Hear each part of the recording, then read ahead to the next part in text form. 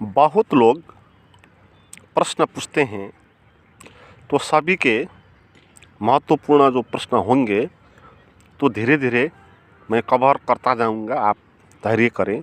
तो इसमें एक प्रश्न है कि शरीर से तादात्म्य ख़त्म करने का आपने वीडियो बनाया और ये मन से तादात्म्य छुड़ाने की विधि पर एक प्रकाश डाले। तो ये मन बहुत बड़ा है, इसका विस्तार बहुत बड़ा है। इससे तादात्म्य छोड़ने के लिए उतनी ही बड़ी समझ आवश्यक होगी। हमको जानना होगा ये मन का पूरा खेल क्या होता है, ये मन का पूरा विस्तार कहाँ तक होता है, इसको हमको पहचानना होगा। तो फिर ही हम इससे बाहर आ सकते हैं। तो मन के 3 रूप बताए गए हमारे अध्यात्म में, वेदांत में। एक रूप को बताया जागृत रूप, फिर स्वप्न, फिर सुषुप्ति। और ये 3 रूप मन के है। मनोविज्ञान में भी 3 रूप बताते हैं। वो बोलते हैं कॉन्शियस माइंड, सबकॉन्शियस माइंड और अनकॉन्शियस माइंड। तो मन का सबसे बाहर का जो हिस्सा होता है वो क्या है, और अंदर मन का जो हिस्सा होता है, जो सपनों में दिखता है, जो अनर्गल विचारों में चलता है, वो हिस्सा क्या है, समझना होगा। तो वेदांत में मन की जो स्थिति बताई, उन 3 स्थितियों को यदि आप पृथक पृथक रूप से जानेंगे तो आपको मन के पार का अनुभव हो जाएगा। ये बात शिव सूत्र में शिव ने भी बताई और ओशो ने इसका बहुत सुंदर विस्तार किया। ये जो 3 रूप होते हैं माइंड के, इसको समझे पहले। ये जो जागृत रूप होता है मन का, ये हमारे शरीर और इंद्रिय द्वारा बाहर अनुभव होने वाली एक अवस्था है। आँख से दिखने वाली, कान से सुनने वाली, नाक से सूंघने वाली, स्वाद लेने वाली, ठंडी गर्मी का महसूस करने वाली, ये जो अनुभव होते हैं, ये अनुभव को बोलते हैं जागृत रूप है। ये असली जागृत रूप तो नहीं है। असली जागृत रूप तो जब मन के बाहर आएंगे और तुरीय अवस्था जिसको बोलते हैं, तो वो तुरीय अवस्था असली जागृत रूप है। मगर इसको जागृत मानते हैं क्योंकि थोड़ा सा इसमें जागृत का स्वभाव भी है और के तुलने में। तो इसीलिए आम आदमी के लिए तो जागृत अवस्था ही यही है ना। मगर जो ध्यानी है उनके लिए चौथी अवस्था में पहुंचना है। तो दूसरी जो स्वप्न की अवस्था है वो क्या होती है? वो जो जागृत में जिस आँख ने देखा, कान ने सुना और स्मृतियाँ जो बनी और चित्र जो हमारे माइंड में पकड़े गए, तो वो चित्र, वो छाया, वो बिंब भीतर भीतर ही अनुभव में आए, है ना। भीतर भीतर ही अनुभव में आए, बाहर है नहीं, मगर भीतर वो दिखाई पड़े, उसका चित्र दिखाई पड़े, है ना। बाहर जो सूरज देखा था आपने जागृत में, जब आपने उसको देखा तो वो सूरज आपके अंदर प्रवेश गया था, सूरज नाम का शब्द बना था। तो वो अब हमारी मन के नीचे तल में उसका स्टोरेज हो गया।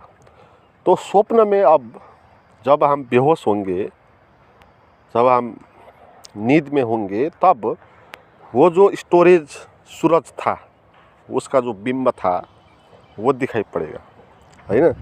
इसलिए स्वप्न ये है कि जागृत में जो भी हमने कलेक्ट कर लिए वो सबके अंदर की दुनिया, अंदर विचारों की दुनिया, है ना।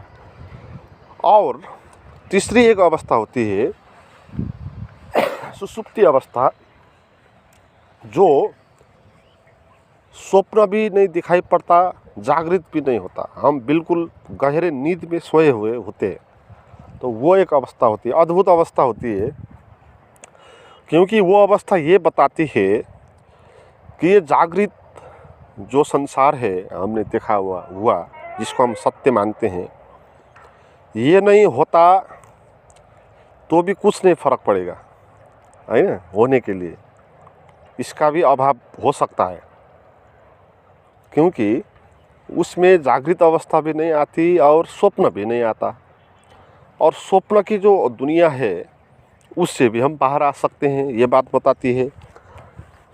मगर वो सुषुप्ति अवस्था में हमारे अंदर होश नहीं होता, हम भी सोए होते हैं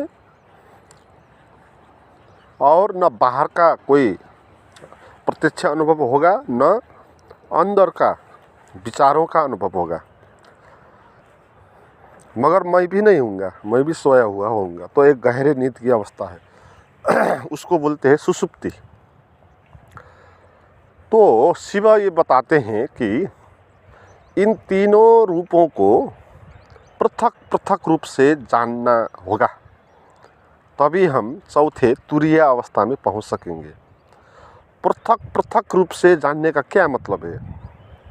ये मतलब है कि हम इन अवस्थाओं में गुजरते हैं, है ना। हम जागृत में भी होते हैं, स्वप्न भी होते हैं, सुषुप्ति में भी होते हैं, मगर हम इनको जानते नहीं हैं पृथक पृथक रूप से, है ना। जिस अवस्था में होते हैं उसी से एक हो जाते हैं, उसी को सत्य मानते हैं, और वो भिन्न चीज़ है कोई ये नहीं जानते, है ना। जैसे जागृत में जब आप होते हैं तो आप पूरे जागृत ही हो जाते। आपका जो नाम है, पद है, प्रतिष्ठा है, परिवार है, ये जो है इसमें से जो मैं बनेगा वो मैं का अनुभव होगा, वो जागृत का ही अनुभव है। तो उस वक्त आपको ये नहीं पता होगा कि ये जागृत अवस्था है, जैसी स्वप्न अवस्था थी ऐसी एक अवस्था है और मैं इससे भिन्न हूँ, हम ये नहीं जानते, है ना। तो ऐसे ही जब स्वप्न आता है तो स्वप्न में भी हम एक हो जाते। ये तो बहुत अनूठी बात है ना। स्वप्न तो बहुत झूठ है। जब सुबह नींद से हम जागेंगे तो ये स्वप्न तो व्यर्थ दिखाई पड़ेगा, झूठ जो है ही नहीं। मगर जिस वक्त स्वप्न देखते थे उस वक्त तो ये इतना ही सत्य मालूम होता था जितना जागृत में हम अभी कोई भी बात को सत्य मानते हैं, है। तो इसीलिए स्वप्न की दुनिया में भी हम पूरा का पूरा सुख दुख अनुभव करते हैं। दुनिया है नहीं कहीं, है ना, मन का खेल है। मगर हमको उस वक्त वो सत्य मालूम पड़ती और हम उसी में चिपक जाते और हम उससे पृथक हूँ इसका अनुभव नहीं करते। नहीं तो इसमें अनुभव करना ज़्यादा सुगम होना था, क्योंकि इसमें तो थोड़ी सी बात है नींद से जागने की और सब खत्म होगा, झूठ होगा। तो उसमें भी हम उलझ जाते, उसको भी सत्य मान लेते स्वप्न में, है। तो हम इतने पकड़े हुए हैं ये अवस्थाओं को। और जो तीसरी अवस्था है सुषुप्ति, इसमें भी हम फर्क अनुभव नहीं करते हैं, उसी में लिप्त हो जाते हैं। वो जो गहरी नींद होती है वो नींद ही हो जाते हैं, है ना। वो नींद है, वो अलग है, मैं अलग हूँ, मैं चौथी अवस्था हूँ, ये हम नहीं जानते। तो उस वक्त नहीं हम स्वप्न का अनुभव होगा ना जागृत का अनुभव होगा। अभी हम जागृत में है तो हमारे लिए अभी स्वप्न झूठ है, मगर जब हम स्वप्न में होंगे उस वक्त ये जो हो रहा है अभी ये झूठ होगा, है ना। इतनी बेचैन करने वाली बात है। अभी ये सत्य मालूम पड़ेगा ये दुनिया, मगर स्वप्न में ये असत्य मालूम पड़ेगा, और जो काल्पनिक दुनिया है वो सत्य मालूम पड़ेगा। तो हम पृथक रूप से नहीं जानते, है ना। और इसमें जानना ये है कि अगर मन की ये 3 अवस्थाएं हैं, तो ये मनमय नहीं हो सकता, है ना। ये तो बदलती हुई स्थितियां हैं, और एक में से दूसरे में जाकर तो कुछ अलग ही हो जाता है मैं भी। तो इसीलिए इधर शाश्वत मैं जैसा कुछ नहीं है। वो प्लेटफॉर्म जैसी है, एक प्लेटफॉर्म आई, फिर दूसरी आई, फिर तीसरी आई, है ना। तो जब ये ऐसी होगी तो आपको आपके भीतर प्यास पैदा होनी चाहिए कि फिर मैं कौन हूँ। ये 3 में तो कोई भी नहीं हूँ, क्योंकि एक होने पर दूसरा नहीं होता, दूसरा होने पर पहला नहीं होता, है ना।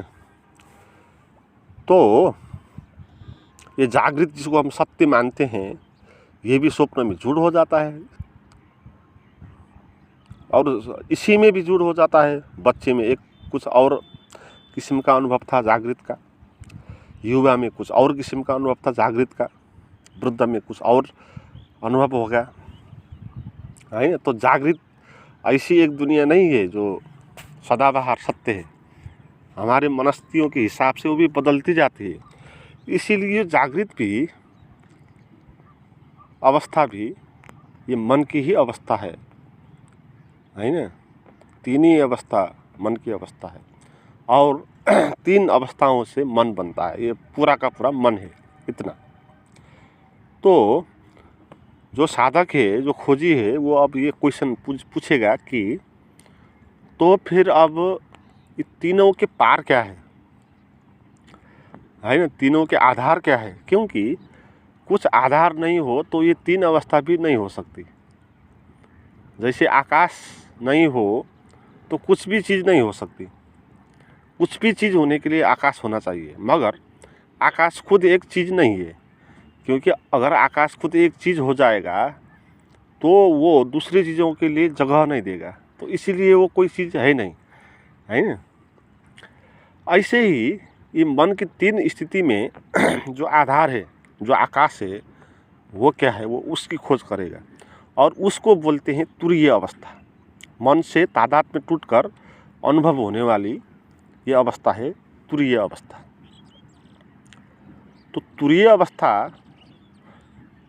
सदाबहार अवस्था है, वो जागृत में भी होती, स्वप्न में भी होती, और तुरीय में भी होती।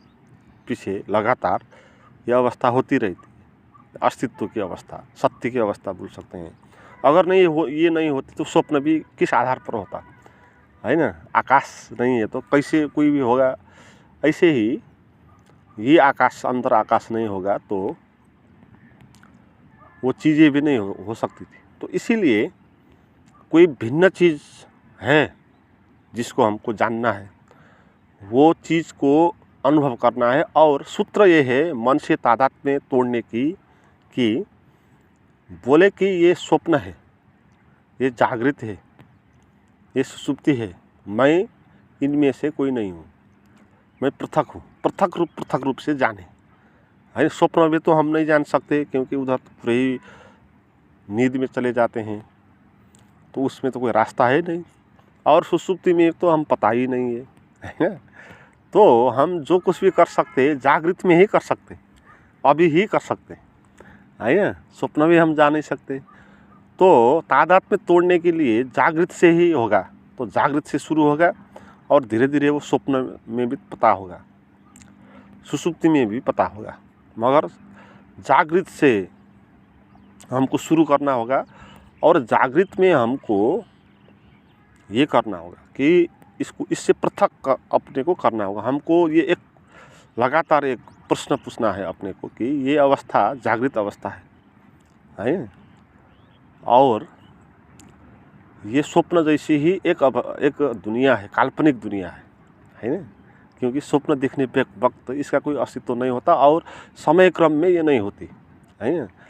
लगातार नहीं होते। इसीलिए ये सत्य जानना है कि ये झूठ है ना, ये जागृत अवस्था है। जब आप ये बोलेंगे तो आप कुछ और तुरीय अवस्था की ओर मुड़ जाएंगे, क्योंकि जब भी कुछ बात पता चलती तो उसका असर होता है। जैसे स्वप्न में आपने कभी जान लिया कि ये स्वप्न चल रहा है तो आप स्वप्न से बाहर आ जाएंगे, है। स्वप्न में अगर पता चला कि ये स्वप्न है तो नींद टूट जाएगी, कभी कभी होती है, इसे आपको भी पता होगा। और कोई भी स्वप्न हो, नींद नहीं टूटती, है ना। बाघ आ गया और आप कुछ बहुत बड़ी परेशानी में है, भूत ने आपको दबोच लिया, तो ऐसी स्थिति में भी नींद नहीं टूटती।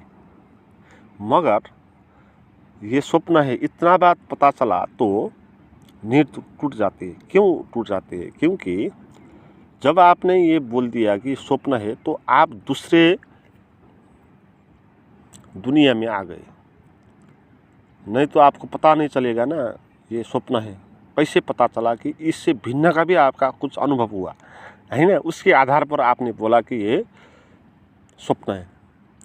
तो ऐसे ही जागृत में भी जब आप ये बोलेंगे कि ये जागृत है, तुरीय नहीं है ना, तो इतने कहने से ही आप मन से भिन्नता का अनुभव करेंगे, तुरीय अवस्था के अनुभव आप करेंगे। और लगातार इसको करते जाना है। जब भी ध्यान आए, है ना, जब भी आप अकेले चल रहे हैं तो वो बस दिमाग में रख कर जाना है और करना है काम अच्छे से, जो भी करना है ना। अभिनय करना है, मगर अंदर अंदर जान लेना है कि ये नाटक हो रहा है ना। इस हिसाब से काम करना होगा तो बाहर भी अच्छा होगा और अंदर भी आप तुरीय का अनुभव करते जाएंगे और बहुत बढ़िया जीवन होगा। Thank you.